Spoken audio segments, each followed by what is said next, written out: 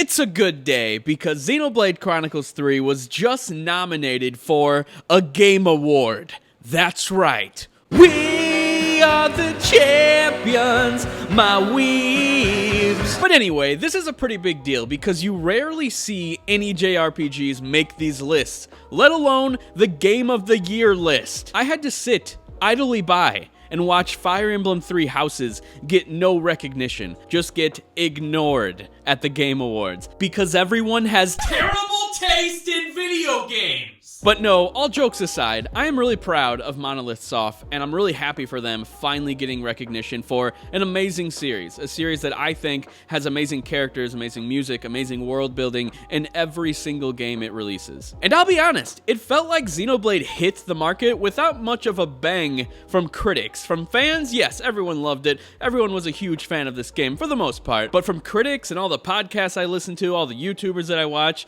I didn't really hear many people talking about this game.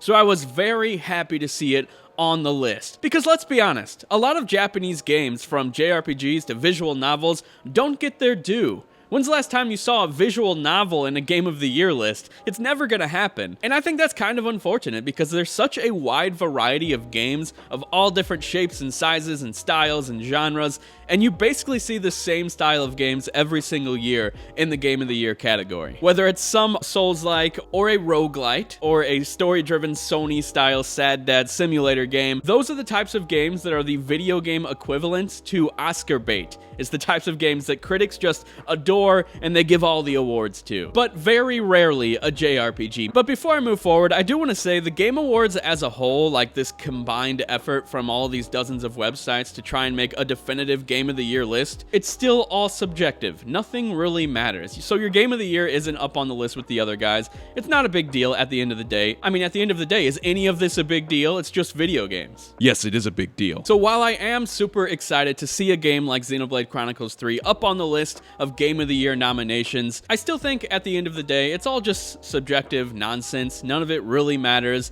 Everyone watches the Game Awards for new trailers anyway. They're not even watching it for the awards. Hell, the Game Awards doesn't even exist to show half of the awards. It's mostly all about the announcements. But still, I've watched all these years go by where some amazing JRPG comes out and it ends up not getting any recognition at the Game Awards, let alone a nomination for Game of the Year, which is another reason why this is such a big deal. Not something small, not like best strategy game, best RPG, best tactics game, none of that. This is Game of the Year nomination. I'm just really happy about it. And before I go, I did just want to shout out Xenoblade Chronicles, like the actual game, not just the awards.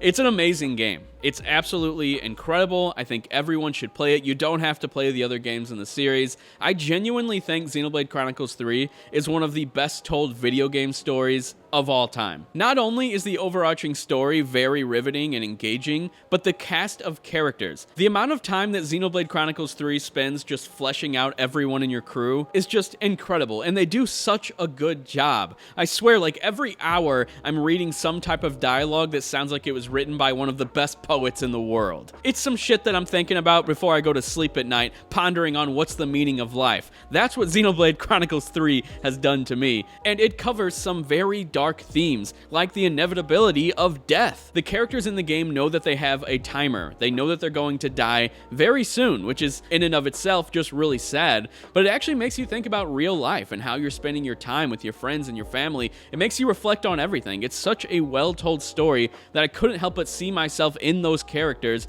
and feel like, maybe I should do this, or maybe I should change my ways doing that. It's the type of experience that is so rare from a video game to make you actually reflect on yourself in real life. And for me personally, seeing these characters struggle with the thought of dying very soon brought up all types of emotions, because my mom died about 3 years ago now from cancer, and it made me think, how was she feeling knowing that she was gonna die soon? Very sad stuff that's obviously hard to even think about and talk about, but Xenoblade Chronicles 3 constantly had it in my mind while I was playing it, and yes, it is sad, but it's an emotion I've never really felt while playing a game before. So once again, shout out to Xenoblade Chronicles 3. It's fantastic. I highly recommend it. Even if you're not a JRPG fan, maybe crank the difficulty down to the easiest one and just play through the story, get to know the characters, experience the world that Xenoblade has to offer, because it's something truly special. But that's all, guys. This was basically just an excuse to talk about Xenoblade, which I feel is an amazing game and probably my favorite game this year. I'm really happy for the team getting getting a nomination for Game of the Year. That's freaking huge. Like, it's so rare. I'm sure it has happened. Don't get me wrong. I know we've seen JRPGs on the list before. I'm not denying that. I know it has happened. But when it's a beloved franchise to me, like Xenoblade Chronicles, I just can't help but feel extremely happy about it. But let me know everything you think down in the comments section below. Are you happy about this? Have you played Xenoblade Chronicles 3 yet? Do you plan to? And if you enjoyed this video, hit that thumbs up. If you didn't, hit that thumbs down. I'll talk to you guys later. See ya.